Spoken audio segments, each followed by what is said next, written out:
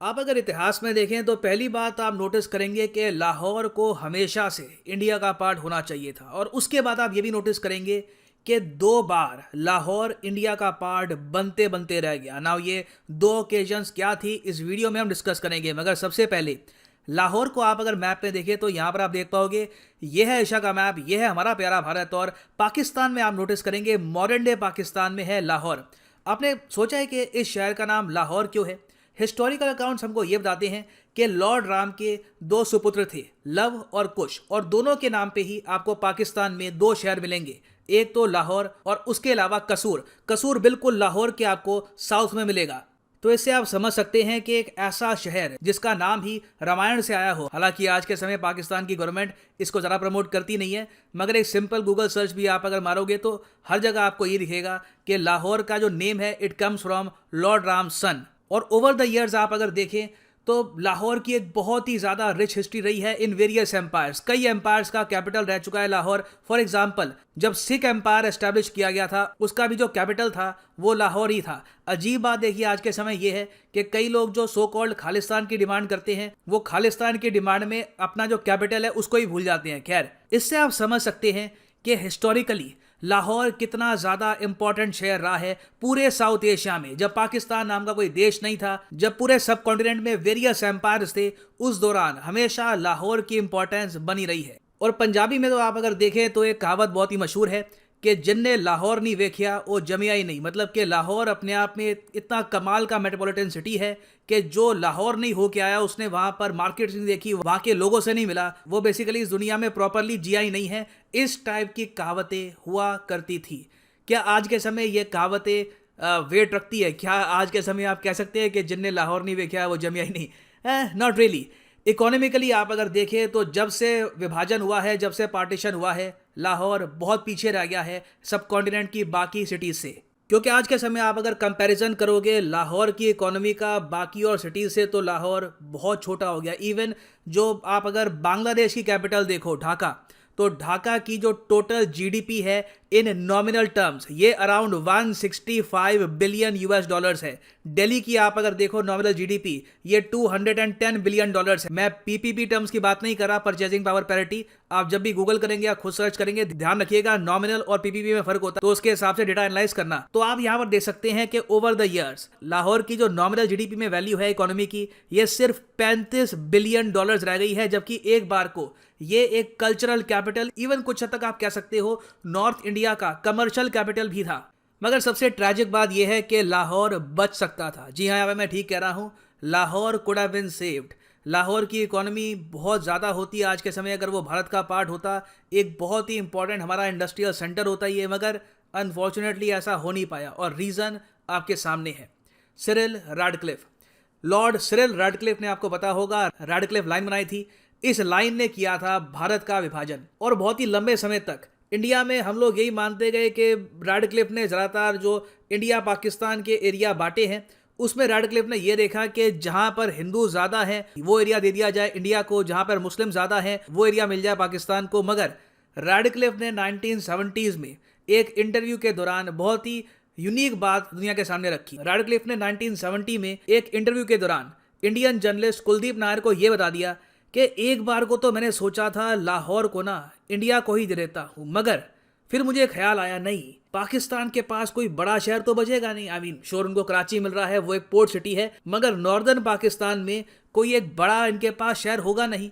तो मजबूरी में मैंने सोचा कि नहीं, ये नाइंसाफ़ी होगी, लाहौर पाकिस्तान को दे देता हूँ। तो इससे पहली बात तो हमको ये पता लगता है कि रैडक्लिफ के पास कोई प्रॉपर फॉर्मूला मेथोडोलॉजी थी नहीं। इस आदमी को बहुत ही कम समय दिया गया था इंडिया पाकिस्तान का पार्टीशन करने के लिए, और ये बात रैडक्लिफ ने खुद एक्सेप्ट करी है कि अगर रैडक्लिफ को 3-4 साल दिए जाते प्रॉपरली पार्टीशन करने के लिए इंडिया और पाकिस्तान को, तो शायद ये और तरीके से पार्टीशन करता इंडिया पाकिस्तान को। और मोस्ट प्रॉब्ली इसमें यह कहा जाता है कि इंडिया को बहुत सारा जो इंपॉर्टेंट रीजन है यहाँ पर ये मिलने वाला था। और आज भी रैडक्लिफ लाइन देखकर लोग सोचते हैं कि एक ऐसा आदमी जिसने कभी भी इंडिया को विजिट भी नहीं किया था, a man who had never visited India, उसको टास्क दे दिया गया कि पार्टीशन आपको करना है इस ह्यूज कंट्री का, और 5 हफ्ते, सिर्फ 5 हफ्ते दिए गए एक कंप्लीट फॉरेनर को, और उसको बोला गया कि चलिए यहाँ पर विभाजन करिए। ऑब्वियसली इसका शिकार कई जो बड़े मेट्रोपॉलिटन सिटीज थे वो भी हुए, उनमें से एक था यहाँ पर लाहौर। और यहाँ पे आपको ये भी समझना होगा कि रैडक्लिफ ने लाहौर को लेकर जो ये स्टेटमेंट दी थी कि लाहौर ऑलमोस्ट मैंने इंडिया को दे ही दिया था, इसके पीछे एक बहुत ही बड़ा रीजन ये है कि 1941 का आप अगर सेंसस देखो तो लाहौर एक बहुत ही यूनिक सिटी थी। आबादी थी इस शहर की करीब 6,70,000 के आसपास। आप अगर पॉपुलेशन के डिस्ट्रीब्यूशन के हिसाब से देखें तो यहाँ पर 60% थे मुस्लिम और 40% थे हिंदू और सिख। मगर जो भी यहाँ पे डेमोग्राफिक्स थे ये पिछले कुछ दशकों में रेडिकली चेंज किए गए थे। बताया जाता है कि 1927 और उससे पहले लाहौर में बहुत ही बड़े स्केल पर रॉयट्स हुए। बहुत से लोग इस शहर में बसाए गए जो प्रेडोमिनेटली मुस्लिम थे, ताकि ऑल टुगेदर जो डेमोग्राफिक्स हैं शहर के उन पे भी इम्पैक्ट हो। मगर यहाँ पे बात सिर्फ डेमोग्राफिक्स की नहीं है, बात यहाँ पर इकोनॉमी की भी है, कल्चर की भी है। क्योंकि आप अगर इकोनॉमिक स्ट्रक्चर देखो लाहौर का तो यहाँ पर जो बहुत सारी मॉडर्न गवर्नमेंट बिल्डिंग्स थी, जो प्राइवेट सेक्टर बैंक थे, पब्लिक सेक्टर बैंक थे, जो इंश्योरेंस कंपनीज थी, वो सब ज़्यादातर ओन करते थे हिंदूज और सिख्स। और लाहौर पाकिस्तान को देने से कई जो ये मेहनती बिजनेसमैन हैं जो यहाँ पर एंटरप्रेन्योर्स थे, उनकी कई सालों की जो मेहनत थी ये उजाड़ दी गई, कई बिजनेसेस अप्रूव कर दिए गए और इनको रेफ्यूजियों की तरह इंडिया आना पड़ा और फिर से स्टार्ट करना पड़ा। रैडक्लिफ ने इसलिए यहाँ पर कहा था कि ये जो इकोनॉमिक एस्पेक्ट है ये देखकर मैंने ऑलमोस्ट सोचा था कि लाहौर इंडिया को ही मिलना चाहिए। मगर अनफॉर्चुनेटली पार्टीशन के टाइम में लाहौर इंडिया को नहीं मिला। अब उसके बाद भी मैं आपको बताऊं, एक और चांस था हमारे पास लाहौर को रीगेन करने का and we were very close. मैं यहाँ पर बात कर रहा हूँ 1965 की इंडिया पाकिस्तान वॉर के बारे में। अब इस वॉर को आप अगर देखो तो ये वॉर ऑब्वियसली जम्मू कश्मीर, आज के समय जो मॉडर्न डे बांग्लादेश है, उस टाइम ये हुआ करता था ईस्ट पाकिस्तान, वहाँ पर भी हुई, जम्मू कश्मीर के आसपास भी हुई। इस वॉर में एक पर्टिकुलर बैटल थी पंजाब एरिया के आसपास जिसको कहा जाता है बैटल ऑफ बरखी।